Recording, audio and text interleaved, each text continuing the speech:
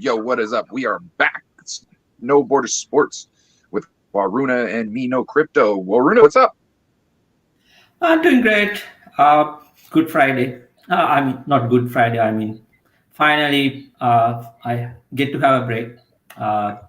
It was a busy week, so I'm excited about Sunday, and there is a lot of trash talking going, and especially from you know who, and usually the ones who are speaking too much prior to the game are the ones who are scared. That's the general observation.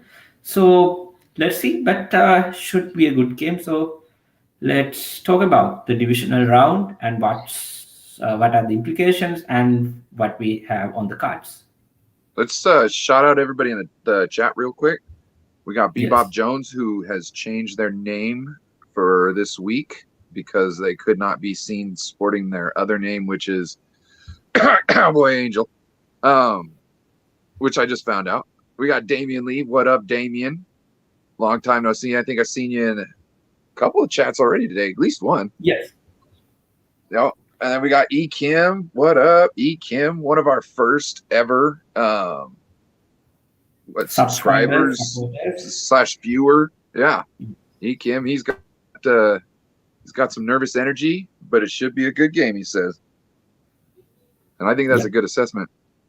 Yes. They haven't played a defense like this. Exactly. I think this is a really good starting point, what Bebop brought us. So let's start from there. A nervous week. I think we all can agree. But at the same time, what I'm seeing is Cowboys are the most nervous rather than the 49ers.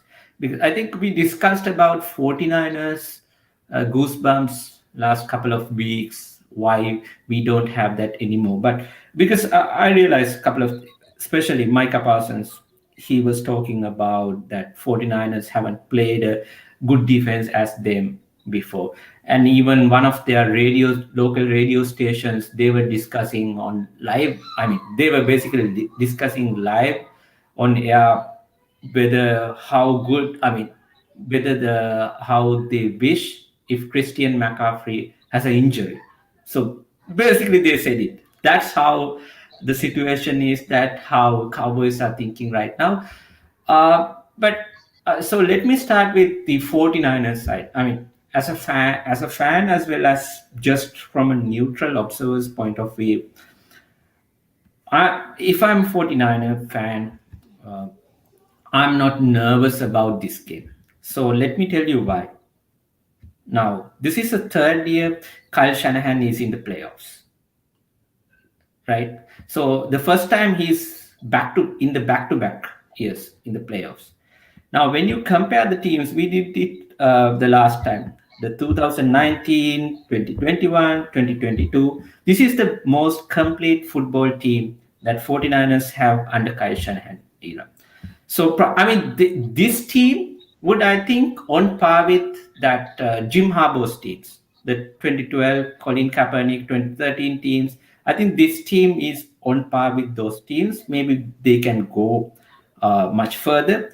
Especially, we did I didn't believe that Christian McCaffrey trade would be in this much of a magnitude. It paid its dividends. Then you have the quarterback. So a quarterback who is young but still playing really well. So I think right now 49ers are a complete football team, because if you take the teams, for example, let's say 49ers go on to win this game.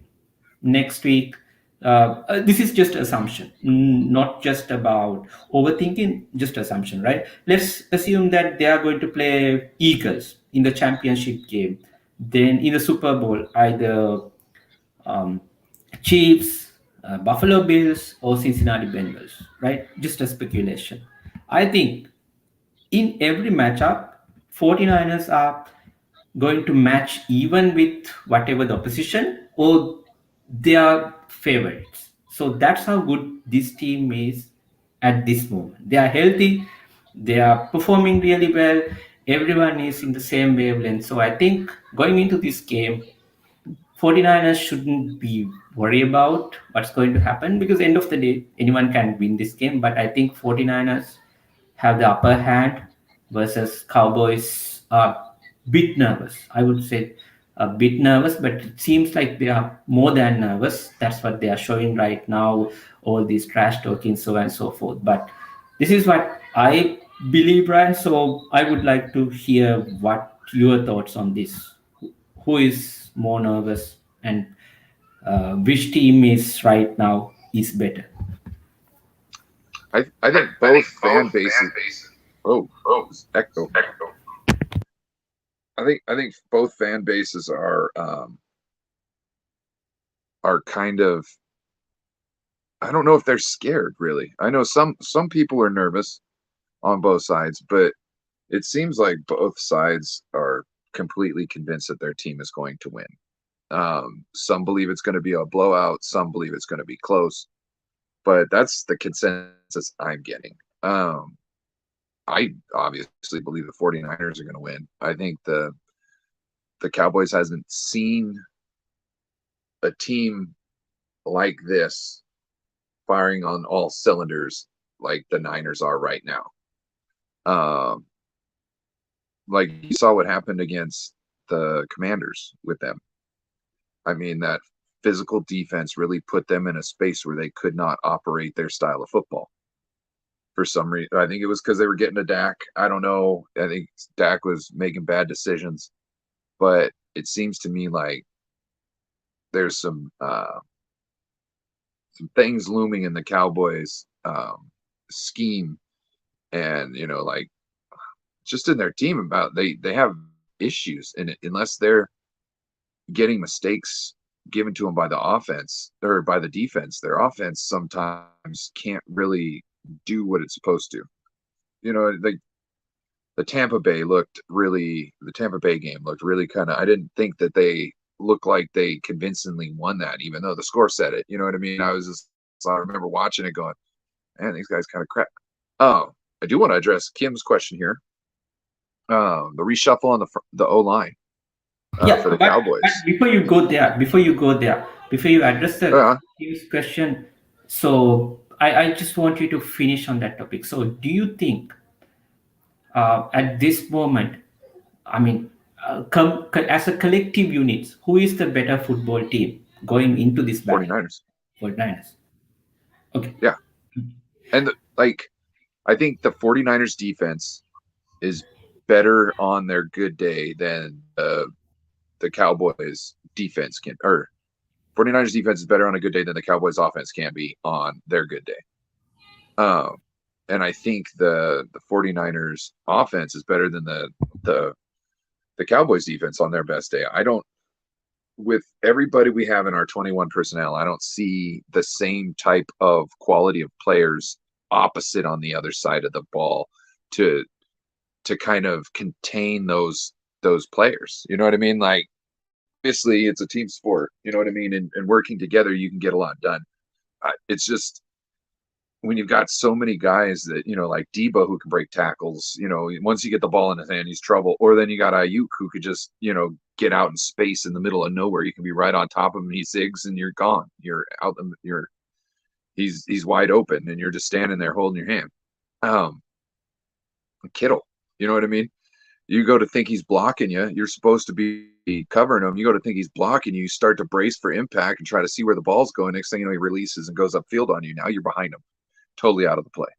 So I think with that, like the 21 personnel, I think is going to be the star of this game is the 21 personnel, because seeing what they did with it last week, Now they were cutting them in the middle, and I have a feeling that Dallas is going to want to keep the middle closed off and force it to the outside. But who knows? Because their linebackers, I don't know if their linebackers are good enough to really to to make up for what the play action does to you. You know what I mean? Like, if you have to respect the play action, and once you do, it's taking you out of the game, and the only way you can really make up for it is by your speed. And if they don't have sideline to sideline speed, then their backpedaling speed is probably not as good either. Just yeah. So now you can go ahead and answer the King's question as well. So I I was going to kind ask of you interrupted you. Yes. about the offensive line.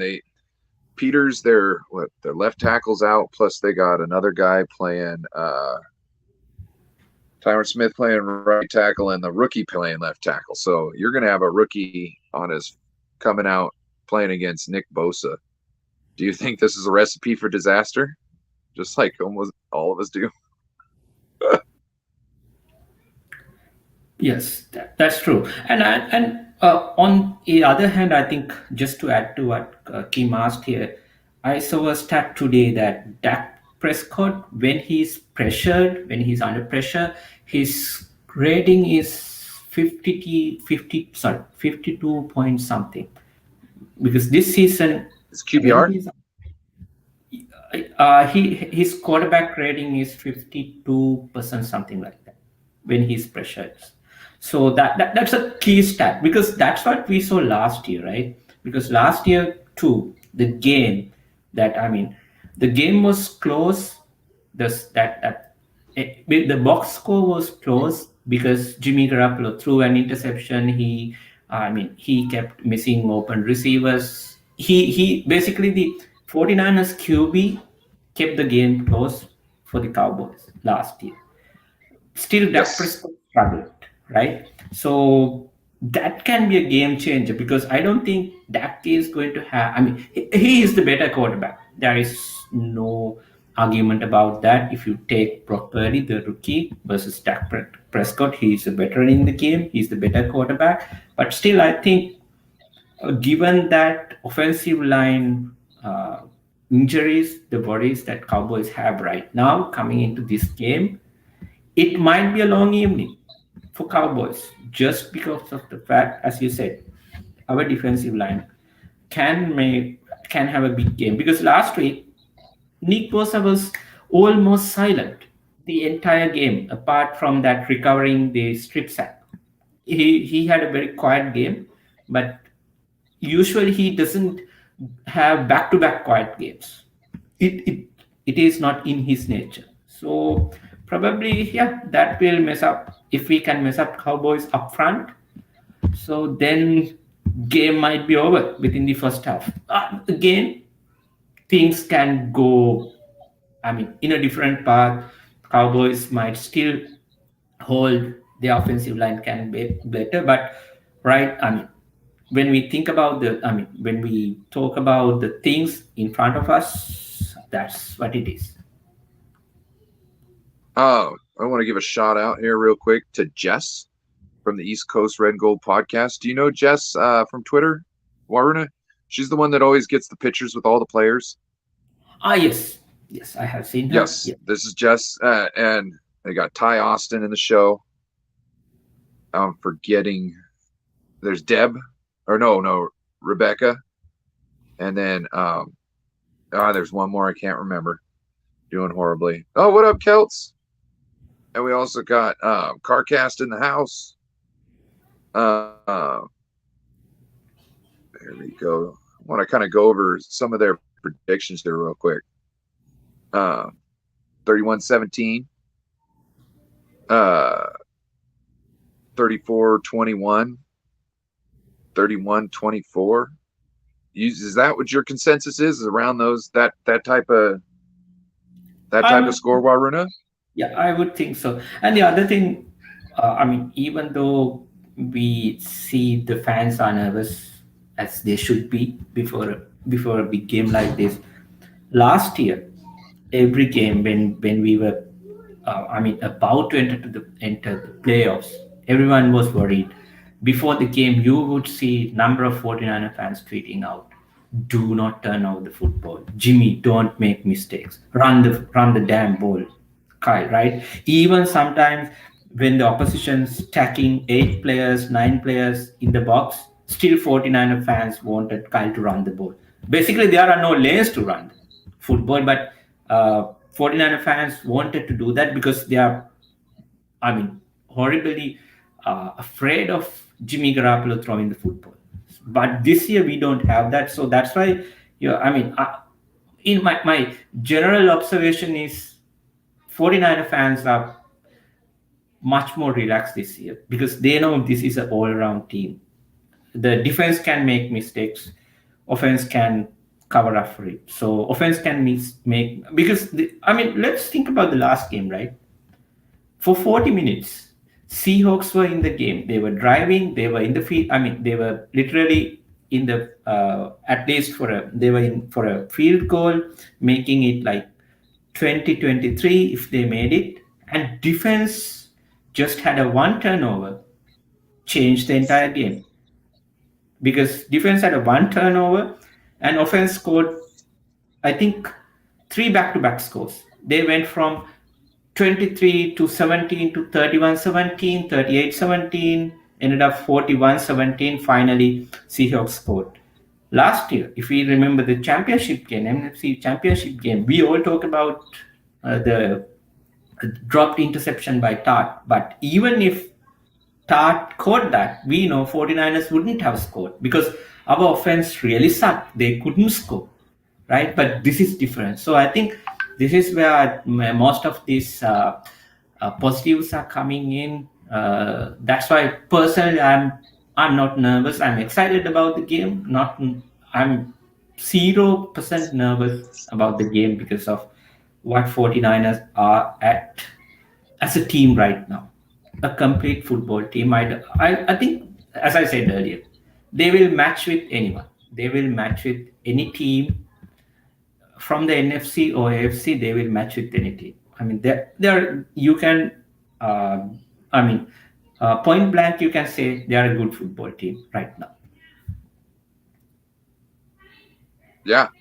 If you wouldn't do me and Waruna a favor, everybody in the chat, and if you're watching, please Debo stiff arm that button like Parsons, like he did to Parsons last year. I also hit me up on Twitter. I should. I'll post it later. I made a graphic of Micah Parsons in a locker and Debo asking him where he's from, and Micah Parsons saying, "Wherever you want, sir. Please no swirlies." Also, I want to give a shout out to some people that jumped in the room. Shout out to Steve-O. What up, Steve-O? David McNiner up in the house. Kelts Chronicles. Obviously, we said, I think we shouted him out. I knew you brought him up, but yeah. So now I want to ask you, Ryan, about this. Now, yeah, we talked about the positives of the 49ers, why we do think 49ers have the upper hand. But even Sunday, if Cowboys are to beat 49ers, what would be the reason? What would be the reason that Cowboys beat 49ers on this Sunday? I think it would have to be a total collapse from Brock Purdy. Because if you have just basing on, what happened last year, okay? And I know they're not the same teams, but everybody's saying they're both better. So let's just say it'll be kind of like the same as last year, except the play will look a lot better. There might be more points scored. And with what Jimmy was able to do last year, if Brock Purdy goes out and has his normal average game, we should put up around 35 points. I think my guess was like 38. I thought 5 touchdowns and a field goal. 38, I think, to 27. I thought, um, and it could be 24 because I don't see our defense giving up that much. Maybe two passing touchdowns and a rushing touchdown, something like that. But I don't see us giving up more than three touchdowns and a couple field goals. Um, yeah, I So basically, you think if Cowboys are to win, it would be because Purdy made some mistakes. yeah, because well, I don't. The only thing I think that could, I think Dan Quinn's probably the only defensive coordinator that disguises his defensive coverages as much, or the more he's done it more, he does it more and does it more skillfully than anybody Birdie has seen yet. So I think there could be something for that where he might be confused and that could lead to turnovers. Um, but at the same time, with how we play our offense and with what's going on, I think them disguising their coverages. So what I mean by disguising their coverages, they come out looking one way and then at the snap of the ball, they're running to get into a different formation, essentially a different scheme. And I think that might actually give us a benefit as long as Purdy knows what's going on.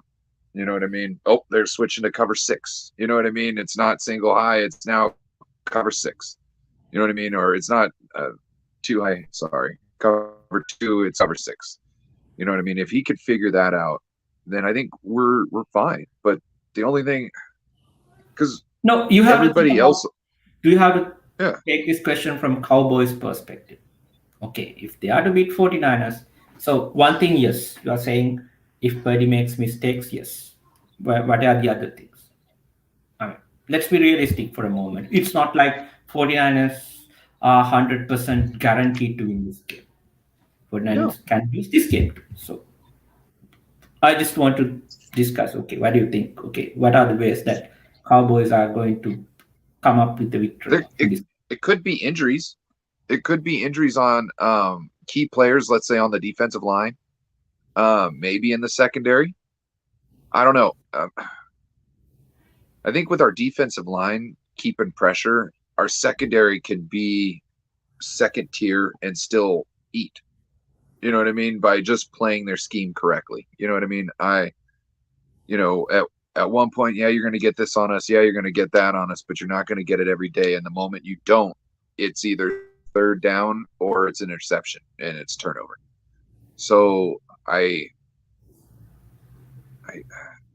I don't see, like I said, other than injuries of Brock Purdy, I don't see a way where the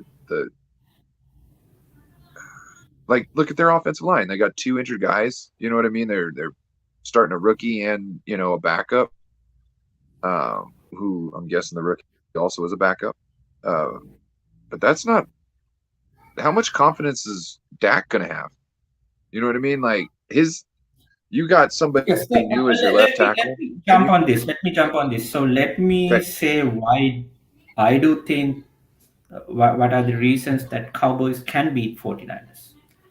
So first thing, yes, Brock Purdy, because so far, I mean, he has a winning streak, and there are sometimes he has been extremely lucky. He has been extremely lucky because even the last game, he threw a pass between two defenders. Actually, it should have been into the outside. I can't remember who caught that ball. So it should have been to the outside, but it could have been intercepted. So he had been lucky. So that's why. So if Cowboys are to win, they have to they have multiple turnovers from their defense. So their defense just can't play good or just harass the quarterback, tackle hard. No, they have to have some positive turnovers. So that's the first thing. you have to Uh, score from the yes. turnovers. Yes, so that's the one thing. So defensive turnovers would be a key for the Cowboys. The second thing is now the coaching. Coaching in the sense, if you think about the last year, how Bengals went to Super Bowl and still gave a good fight to Rams. I mean, they had a horrible offensive line. Uh, I mean, Joe Burrow was the most sacked quarterback in the playoff history. But they had a skillful quarterback. So Dallas has a skillful quarterback. If coaches can find out ways, minimize, or just close out that weaknesses. For example, if you remember the Week 3 game last year against Green Bay Packers, I mean they were down to like fourth string left tackle, but still Green Bay used Robert Tonyan, number 85. They are tight end to chip Nick Bosa, to negate Nick Bosa. So that's coaching. That's smart thinking. So if Cowboys, the coaching will be really important in this game, because Cowboys, if the Cowboys coaching staff can be smart, maybe they should be able to outplay 49ers. So these are the two main, actually I'm going to name three areas. First thing is Brock Purdy versus the Cowboy defense. If Cowboys defense can win that battle, have positive turnovers, that's a plus. Then the coaching, and the third thing, which haven't beaten us back so far in this season, special teams. If 49ers special teams makes mistakes, maybe like last year they given up fumble football, so on and so forth, then there might be a chance for Cowboys. So I think those are the three areas I'm seeing: Purdy versus defense, then the coaching, and our special teams. If Cowboys can pick up some, I mean, couple of areas from that, I think they have a chance to win this game. They look. There's a chance. I just don't think. I don't see it happening. Um, from what I've seen, they don't seem to be the disciplined team that the 49ers are. You know what I mean? And like Kyle is calling things that they didn't even work on during the week. He just sees it happening, and he knows all he has to do is say the words into the headset, and then Brock Purdy not only can figure it out, but automatically know what Kyle's thinking the moment he says it. You know what I mean? Like, oh, you want me to go to this guy because it's going to be open because I see what's going on in the coverages. You know what I mean? So if we run this against that, then it's going to be this. He's calling perfect shots. I remember I was watching somebody. What game was it? Anyway, there's two motions to audible people over, right? And then the moment he sees the look, he immediately, now that everybody's moved over, the defense moved into the look that they want. So he checks it. Everybody checks it. Straight slant to Christian McCaffrey. Perfect. Hits it in the second. Oh, it was a quarterback coach. It was the the guy Jesse Naylor from Last Second Sports always has on. I think it's Trey's quarterback coach. Quincy Evans. He's got Sean McAvoy. Yes. So he's got a chat. I was watching his. He did a whole 38-minute thing on Brock Purdy. Suggest you all watch it. Worth my time. But yeah, he was showing this play, and he was like, "Look how stinkful it is. He's cutting it, out of the middle of the game. He knows what he's doing. Like he makes mistakes, but at the same time, he's learning from them, and he's also doing a lot more than I think Jimmy was ever capable of doing. And we're talking about his first fucking year."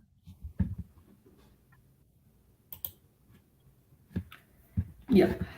So let's answer this question as well from a comment. Ikim, I think yes, this is a valid concern. 49ers secondary plays bad against CD Lamb. I think not just CD Lamb. If there is any good wide receiver, they are vulnerable. For example, the Mexico City game against the Cardinals, the first half alone, DeAndre Hopkins had 6 catches for 77 yards against Chavez Ford. The second half, he had support from other. Basically, D'Amico Ryans made adjustments, so then he had a better game. They were able to shut down DeAndre Hopkins, but so which could happen. Even DK Metcalf had a good game against us. So those top wide receivers can have a good game. On the other hand, playing cornerback is not easy. So they are vulnerable. If you see how good Justin Jefferson played this year, I don't think any cornerback can even cover Justin Jefferson. That's how good he is. So yes, so Kim, it's not just CD Lamb. 49ers can be vulnerable, but I think, as we said in the earlier part of our segment, 49ers have workarounds to cover the leaks. They have offense who can score points. They also they got Gallup, who Gallup like in their last game against Tampa, he didn't really have like amazing. I think he had like something like 50 yards, but what he did have was an average of 10 yards a catch. And so, like CeeDee Lamb, I think he had 77 or 88 yards. There's Schultz. I think Schultz, their tight end, was their leader, which I think we'll be okay with. He's got to deal with Jimmy Ward and the safeties and all that. So I think that's also CD's in the slot. So I don't know what to expect there. You know what I mean? CD, was good against us last year, but we also had K'Wan Williams. And now, who's playing slot for us this week? Is it Jimmy Ward? Is it going to be Womack? Yeah, it could. Yes, I think So probably it would be Ward. Still, it would be Ward. yeah. So I don't know right now. We'll see. CD Lamb could have a day, but I think if CD Lamb has a day, it's going to be just him. I don't think a lot of people else are going to eat. Because, like, if you looked at the Niners game against DK ate. He got 133 yards in a loss. You know what I mean? Like, yeah, that's perfectly fine. Yeah, Yes. I'm okay with giving up 133 yards to one receiver in a loss. Like when we play Cooper Kupp, I know he's going to eat. I'm not scared of him eating. It's him having an amazing day and other people around him eating as well. That's what I am always wary of. So if CD has 100 yards or around 100 110 yards, that's well expected, I would say. Anything less is a win. You know what I mean? Anything more, I don't know. I don't think he's much of a mismatch as DK is against Travarius Ward. So I don't know if he's, you know what I mean, going to be able to put up 133 yards like DK was against, Travarius Ward as Jimmy Ward, CD against Jimmy Ward. So we'll see that. Yeah. So I want to address this comment too from Bebop. Yes, we scored 35 points per game to finish the season. Extremely valid point. But at the same time, I think whether we like it or not, Cowboys are the most complete team that 49ers are going to face up to date. Yes, they lost against the Chiefs, but that Chiefs team is also good. But apart from that, I think, uh, especially in the playoffs, I think this is the most complete team that they are going to face because Cowboys have weapons on the both sides of the football. Yes, they have some injuries, so but still, it won't be a like cakewalk. It won't be a walk in the park for 49ers. They will have to play really hard, earn for it. Even last week, right? The first half, what was the score? 17 to 16, 49ers were trailing because Seahawks never gave up. They kept coming at 49ers, and finally, we needed that one defensive turnover to put the game to the rest. So it can happen. So I think uh, even though we have scored 35 points per game, we might not score 35 points in this game because it's a very evenly match-up contest. 49ers have the upper hand, but I think it's going to be a really close game. I think most probably the gap would be a field goal, maybe 4 points. It would be that close. You think it's going to be within a field goal, Yes, huh? I Four think it points. would be. I think it would be because uh, there can be multiple variables. Because right now, this 35 points per game, what we did to finish the season, everything went for us. Everything was a positive. Purdy is playing really well without mistakes. Last game, four touchdowns, touchdown throws without any interceptions. Purdy is playing pretty great at a very high level. Then you have Christian McCaffrey, George Kittle having one of the best years after his contract. I think he's his best stretch of 5 to 6 games after his big contract year. Ayuk is playing well. Debo had a good game last week. So everyone is playing well. So everything went for You, us. It's a healthy but team. Everything is working for us. But if thing or two goes against us. Purdy has a bad game. yeah. Special teams make a fumble. So that can happen. I think this is a game probably something might go wrong. So that's why I think it's going to be a close game. So can I just got it because I was thinking about this. Remember in all these other games that we'd get to this lead and it seemed like Kyle would like take his foot off the gas. It's because he didn't Yes, want to jeopardize the lead by having to pass more than he needed to and Jimmy to cough up the ball, right?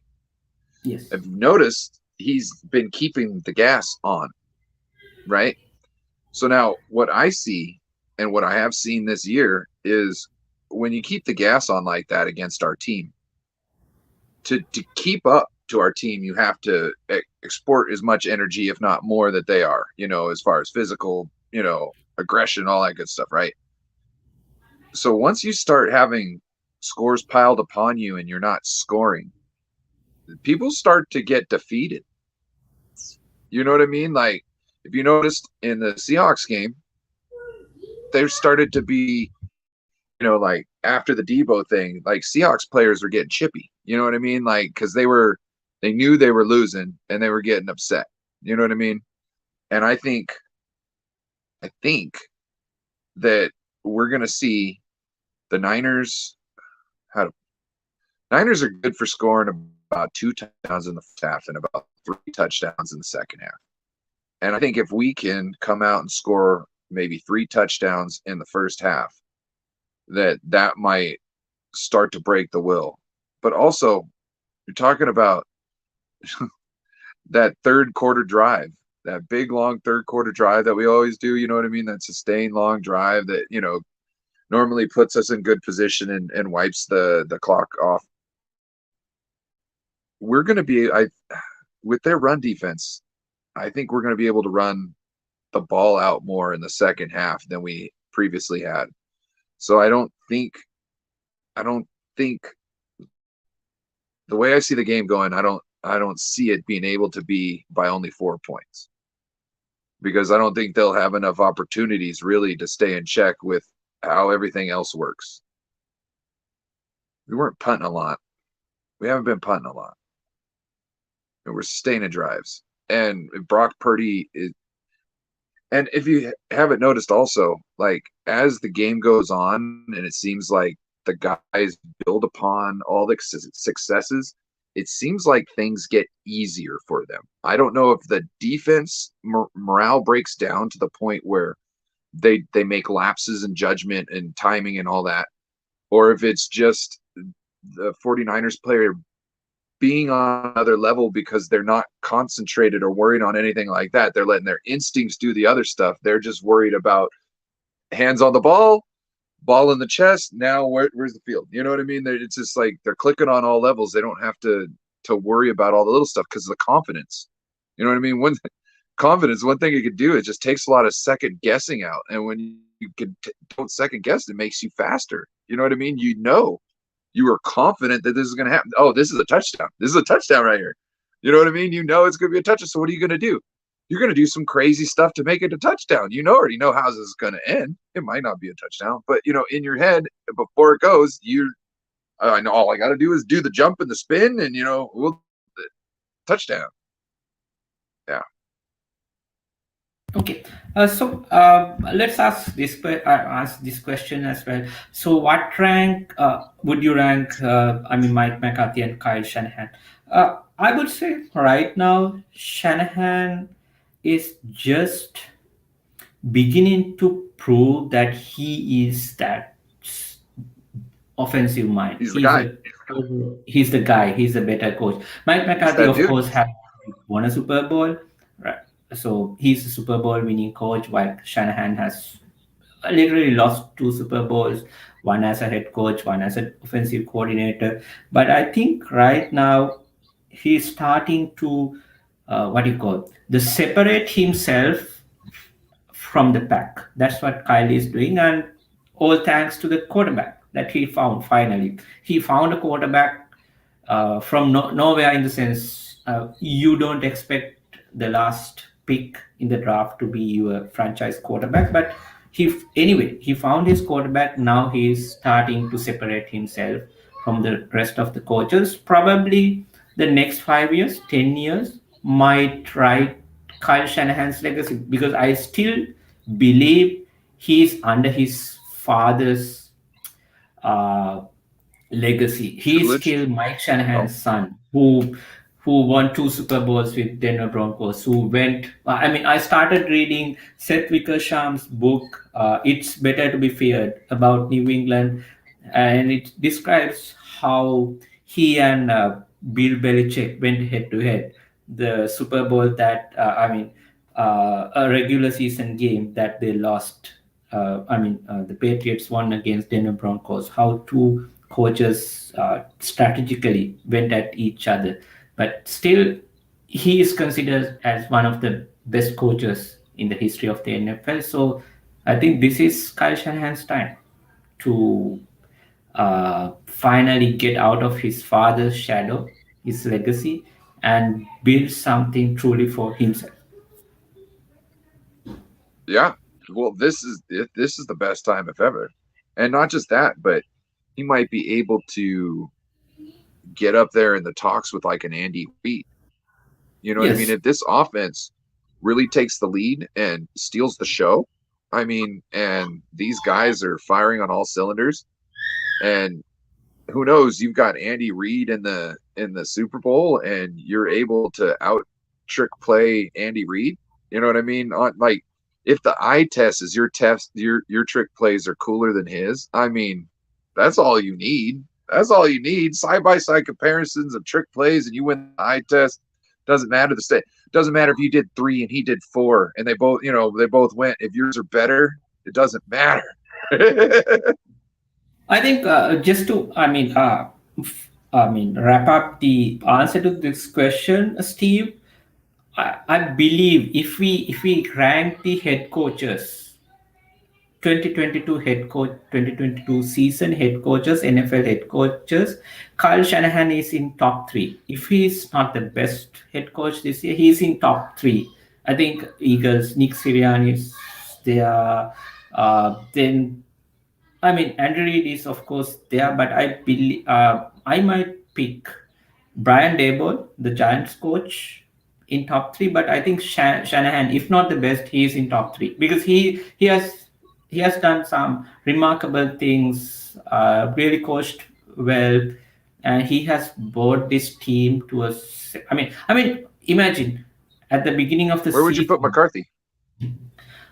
I would say he's top 10. He's top 10. He has bounced back, because last year it was embarrassing because Cowboys weren't good outside the division, because I ran an Excel sheet after the playoffs last year, or before the playoffs. Cowboys won only 6 games outside the division, and basically they were 6-6 outside the division and 6-0 within the division, and they were the highest scoring offense. But again, that went drastically down outside the division. But they have been better. They have been an overall a much better football team this year compared to last year. So I think he's top 10 this year. He has turned, I mean, he has definitely elevated that Cowboys team, but he's not in the level of Kyle Shanahan. Right now, Shanahan is a better coach. I think I this, got it. and think about this. This is the first year Kyle Shanahan went over 500 as a head coach. This is the first year. I mean, it took him 6 years to get over 500. I mean, it's that Oh, kind that I got a stat. question for you. Yes. Mike McCarthy. Um, when I think of Andy Reid, when I think of um, Kyle Shanahan, when I think of Mike Tomlin, when I think of those coaches, I could tell you things that I know what they do on that team. You know what I mean? Like the one of the reasons why they're there. I don't know why Mike McCarthy's there. You know what I mean? Like what? Not why he's there. Obviously, he's won a Super Bowl and this and that. But what makes him a great coach? What is the is he is you know what I mean? To me, it seems like he's good at hiring staff. I don't know what he's really. I don't know. Like the stuff they come up with doesn't seem like groundbreaking. You know what I mean? Like I don't know. Yeah, I don't know that's what's true. so But still, special. I think right now, Shanahan is just coming out of age and proving himself. So right now, he is the better head coach. So there is another interesting question from not too average sports kid. Oh, I my want to bad. address that. So uh, a great question. Great question. So we talked about Debo prior to the Seahawks game, and Debo had a great game. And I talked about the when we broke down the plays, the best plays were, I mean, from Debo was not that 74-yard touchdown. The prior to that, the two third downs that he converted when 49ers really needed it. Now, answer to your question is yes. Yes, if it makes sense for this team. Now, I'll just go into what you call beat around the bush and get some story related to this. Now, 2001, that was the first year New England Patriots won the Super Bowl. That was their first Super Bowl, and that was I mean, that was the first Super Bowl for Bill Belichick as a head coach. Now, on that team, I haven't seen him play. There was a player, his name is Lawyer Malloy. He was a safety, he was a star safety. I've met Next, him. okay. So the next season, he wanted a salary increase because he was promised that he would given a better contract after that year, around 4.5 million or 5 million something. But then, I mean, during the offseason, Bill Belichick saw that there was another rookie who was playing well, and there was another free agent that they signed for like very low number playing well. So, so two parties were in a dispute, and Belichick, I mean, the Malloy's agent, Malloy and Belichick, they met together, and Belichick said, "Okay, uh, I can't agree to that because if you want to play for us, you have to take a pay cut." Malloy was angry, and Belichick did let him go, right, to Buffalo Bills. To Buffalo Bills, he did let him go. Tom Brady was not happy about that. He personally went to Robert Kraft and lobbied for Malloy. The coaches were not happy. The players were not happy. But that's how Bill Belichick operated. One of the coldest human beings, coaches. But what was his aim? To win Super Bowls, right? So that's the situation here.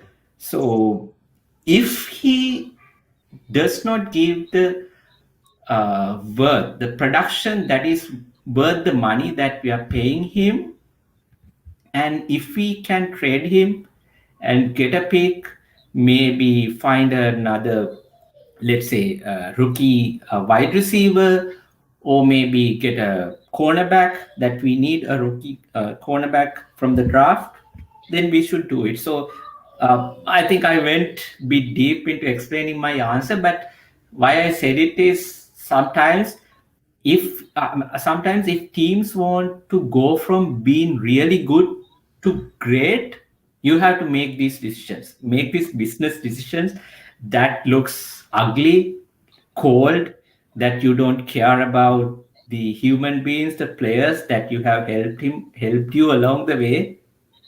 So be it. That's end of the day professional sports, because as Michael Jordan said, nice guys don't win. You have to be a jerk, you have to be an asshole to win, because it's competitive. So that's my answer to that question. Yes, if the circumstances, the context situation is correct, yes, I want to go to trade. I thought the 49ers might do something at some. I don't personally necessarily want to see him go anywhere. I'd like I'd like to see him retire as a 49er. You know what I mean? I'm sentimental like that. But I did see, them trade him. But I don't know. After that game, after somebody messed with Debo, do you see Kyle Shanahan walking out there giving them the shoulder? You know what I mean? Like, that's his homie. You know what I mean? Yeah. Yes. AKA, it looked like he was gonna go get the strap. You know what I mean? Like, he said something too. Like, I don't know if you know this, but he said something, because if you notice, before he gives the one guy the shoulder shrug, he walks from one side all the way around, comes back, and he's jawing, right? And some defensive guy comes up and he's like, oh, flag, flag, flag. And it's, Kyle's out there letting out, hey, running you down, you guys, this is that, like. And then you see the piece where Staley was talking about it and talking about it with his family. He saw that happen. He's like, look, Kyle's gonna run the ball like 6 times back to back to back. And he's like, and next series, it's gonna be first down, shot. Like, he was like, it's Kyle was like going for the throat after that. You know what I mean? So you mess with his boy Debo, you know what I mean? And you're gonna get the horn. It was almost like Mama Bear, out there just about ready to scrap for Cubs. So so this is just a continuation of the topic that we were discussing. Trading players early don't sit well with the players. So that's where Bill Belichick was so ruthless. I'll tell another story, because I think we are coming into a very interesting scenario. I can't remember the player's name. So this was after New England won their second Super Bowl, 2003. So after the game, next day, they were supposed to go on a parade in Boston.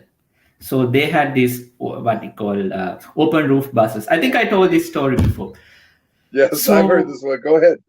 right. So that was the year, uh, I think Houston Texans. I can't remember who was the team. So there was a new team. Maybe it was Carolina Panthers. New team was to be like inaugurated. So every franchise in NFL were to name 5 players that this team can pick up from, like a pool, right? So before getting into the bus, this is after winning the Super Bowl the very next day. Before getting into the bus, Bill Belichick called this player who was a part of this winning team, who contributed positively to the campaign, and said, before someone tells you, I want to tell you in person that I added you into that list, into pool. So literally, I'm giving you away. This is a coach who is planning to win next Super Bowl right after the night he just won a Super Bowl. I mean, so that that's how ruthless he was. That's why he is the greatest NFL coach of all time, right? Because I don't think if you and I, like, average person, like football fans, were to get a job with New England Patriots and work under Belichick, I don't think we will survive even a week. We would hate him. I don't know what we would do. We would go insane. But that's it. that's how he's winning games, so winning championships. So it is what it is. Sometimes you can't care about the feelings, so it is what it is. Yeah. No, you see, I think he's talking about Dan Campbell, fired the long snapper on his birthday. Yeah, because end of the day, the professional sports, that this is what something I learned over the years. Professional sports are good for consumptions, but you have to make sure that you don't engage too much, meaning that we don't have to, I mean, we follow, we enjoy, even we have to be with the team when they are going through a bad period, but at the same time, in a philosophical sense, you have to understand that what they do, the players, coaches, the way they operate is not for your average day-to-day life. If I start to follow Bill Belichick's work ethic, then I will probably lose my family, kids, wife. I'll probably get divorced. I can't do that Yeah. because these are like separate level of individuals who has dedicated their lives for professional sports. So we just have to, He approaches it uh, like a hedge fund manager. yes. So we just have to enjoy the sport while we can, but not at get ourselves attached too much to what exactly they are doing. So I hope that I think we just went sideways, but I think it went into this kind of a rabbit hole where we were discussing not just a football life as well. So I think we almost coming into the 1 hour mark. So let's run our segment, our final segment for the day.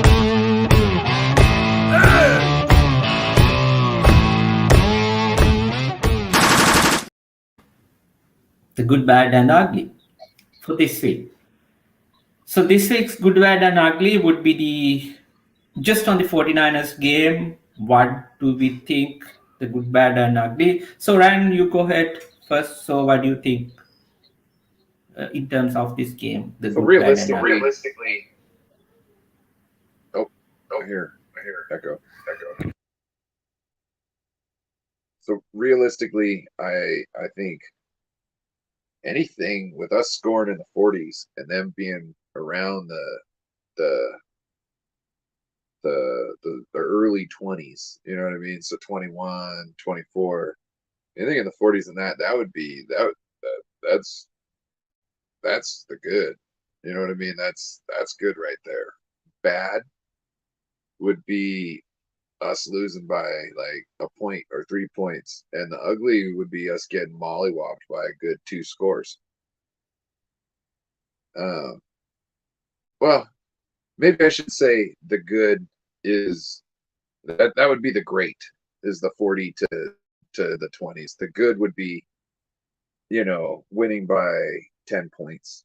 I think that would be nice and good. Anything less than that, it's, they have guys on their team who can run down the field and score real quick. You know what I mean? As far as, like CD Lamb, I don't think that's going to be the case too much. We might give up one. I'm expecting to give up one. It seems like that's par for the course lately. Also, I'm not upset if if we see an interception from Purdy. I think that's also on the table. But who knows? It like lately, it's just been the defensive guys kind of just drop it. You know what I mean? Like some of the interceptions he's got are from other guys batting with the ball. So yeah, that's my 2 cents. So the good would be, I think, the coaching. I think that's where eventually the game is going to be separated. How well these two teams, I think teams are like almost evenly matched up. So the coaching would be the thing that eventually decides the game. That would be good. Bad would be definitely uh, Brock Purdy having a terrible game. That would be the bad if it were to happen.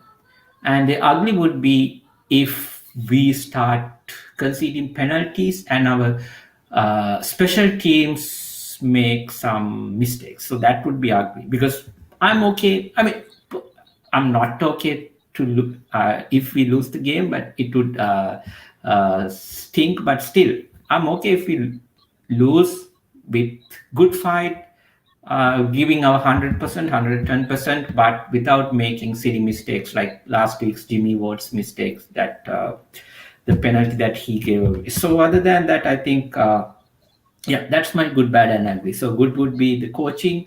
The bad would be if Brock Purdy makes some mistakes. The ugly would be uh, if we are ill-disciplined and make some mistakes on special teams. Yeah. Did you see this? The question Steve has.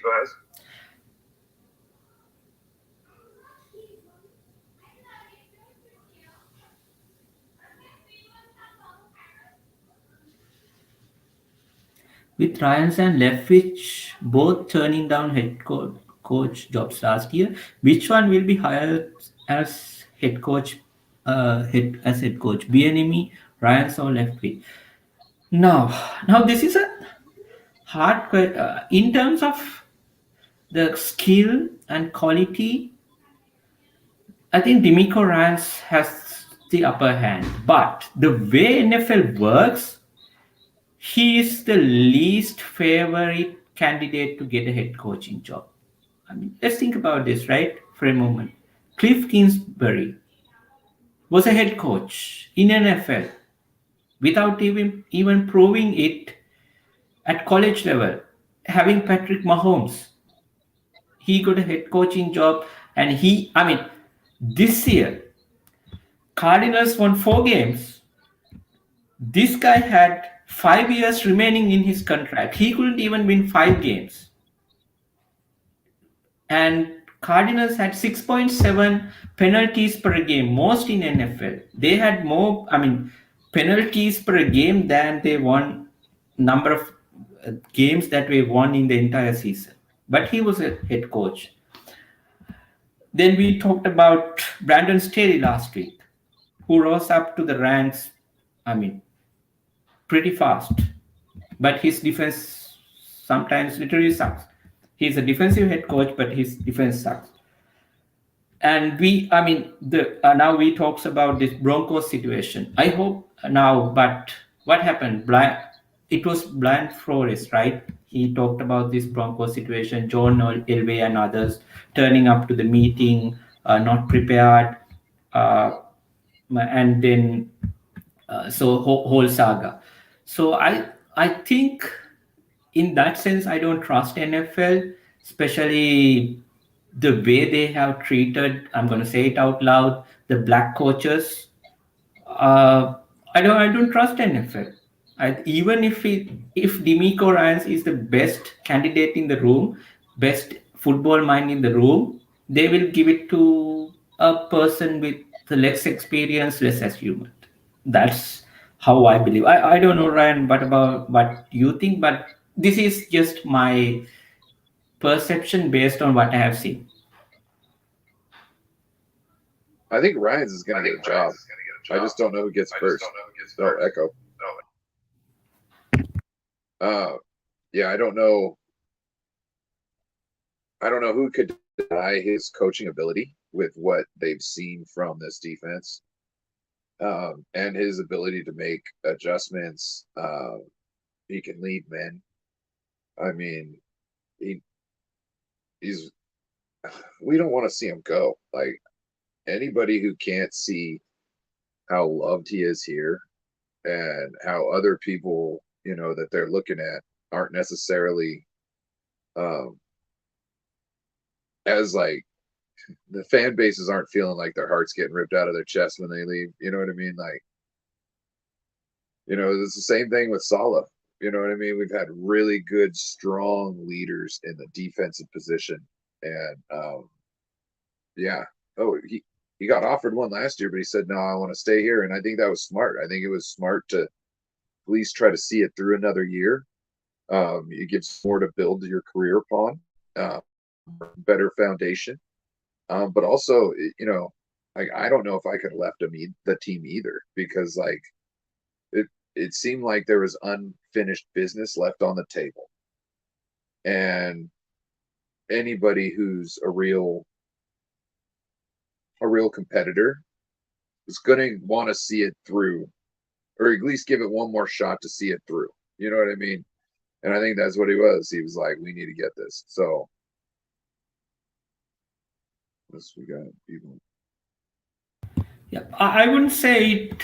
I wouldn't say he wouldn't get a head coaching job, Steve. But at the same time, all I'm saying is there might be candidates with less experience, less achievement, uh, get job before him, because seeing what is going with the NFL, I'm still not really happy with the chances that minority head coaches are getting, the black head coaches are getting. I think still we have a problem. I think still NFL in large have a problem when it comes to uh, their hiring practices, because that's what we saw last year with Brian Flores. That was, I think, that was just a tip of the iceberg, right? I mean, he came out basically putting his coaching career on the line, but there might be so many situations that people are not even talking about. So, because I think Demico Ryans is a really smart individual who is he's a fast learner. Because if you remember the last year, the week three, 37-second meltdown, how we I mean how mad we were at Demico Ryans, and look at the improvement he has made, right? Because I think he has become a better I mean he has become a better defensive coordinator than Robert Sala ever was with 49ers. I think he is that good. I think Demico Ryans is the better defensive coordinator. So that's why I think he deserves a head coaching job. No doubt about that. I would be really happy to see him get his head coaching job in 2023 season, wherever he decide. But I still doubt that. I still doubt that whether he gets that fair chance to be that head coach. Just that's what I think. Yeah. Shout out to Bay Area Baller. He says D'Amico was drafted by the Texans, but that owner. Yeah, Yeah. if I was D'Amico, I wouldn't be going there. But Denver would probably be we my could make next a stop. point. I mean, I want to address this as well, but Denver, I don't think dumpster fire. I don't trust their, I mean, front office. The other situation, like I mean, the selling the team and stuff, that's kind of unstable. But they have a good defense. They have a really good defense. But if they had like average offense, let's say like Giants or something, they would have done much better. I mean, imagine if Pete Carroll had Denver defense with, I mean, I mean, Geno Smith. I mean, that would have been an NFC Championship caliber team right there, right? Denver had a great defense. Denver defense is really good, but unfortunately, Russell Wilson couldn't do it. But I think Denver doesn't have to fix too much, because before Russell Wilson going there, year before that they went 7-9, 7-10, I believe. I think 2021 they went 7-10. Their defense was good. They just needed a quarterback, but it just blew up. So I think Denver is a situation that you can fix. But as you said, I don't trust Houston. I don't trust Houston, but I think if Denver really needs, they can be a good team within a 1 year. Within a one season, they can be a good team. Houston has fired their last head coach after one season, and I think that to me is just not a good sign that anybody should go there. I think you're going to find no real. I don't know. I don't think you'll find anybody who's really going to have a good chance going to Houston with that situation, because anybody knows that when I come in when they come in, I was speaking as them, when they come in the league, they're not necessarily going to have a great team. And it's like, well, if Lovey in his first, normally you're treading water your first year. You know what I mean? You're sinking, but you know what I mean? You're just trying to keep yourself afloat, try and keep wheels on the bus, you know what I mean? Because everything's just falling off because it's, a dumpster fire essentially. And if you can't get 1 year leniency on the dumpster fire, you know what I mean? What the heck are you trying to go there for? Because look at it. You have to, usually people, they'll get fired, head coach at the end of the season, right? And then they don't usually get picked up as like an OC or something like that. Usually come back as some other coach or a consultant or something like that for a year. And then they go back to being the OC or the DC of what they were, doing. And it's, you get all that money for a dirty mark on your career path, and then you're back to what you're doing before. Like, if you're just going after money, that's not necessarily a bad thing. But somebody like D'Amico is trying to build on something. You know what I mean? A lot of these coaches that, they know they get one shot, might only get one shot. They're not necessarily trying to shoot it in Houston. And that's why Houston might be going for a college quarterback or a college coach. You know what I mean? That's who they have to settle for, because you're talking about somebody who's wanting to get to the pros. I don't know. That's true. So let's hope for the best for Dimiko.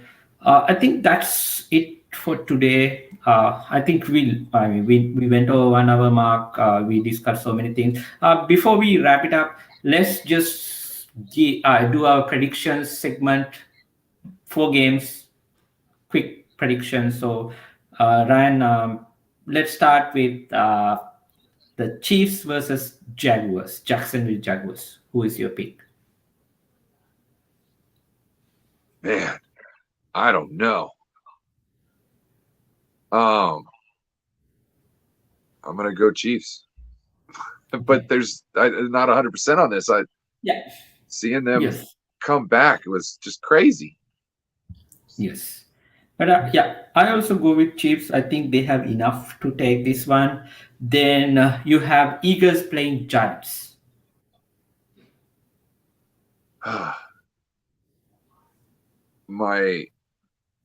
The math tells me the Eagles, but in my heart of hearts, I think it might be the Giants. And it's not because they're talented, it's because they're physical. And they seems to have, for some reason, that Giants always has some kind of a magic powder sprayed on them during playoffs. They always have that, right? For some I don't know. I mean, imagine how. One ring to rule them all. Yeah, for some reason they have that. So yes, so that's my pick too. So okay, same pick. Then let's pick the next game: the Bills versus Bengals.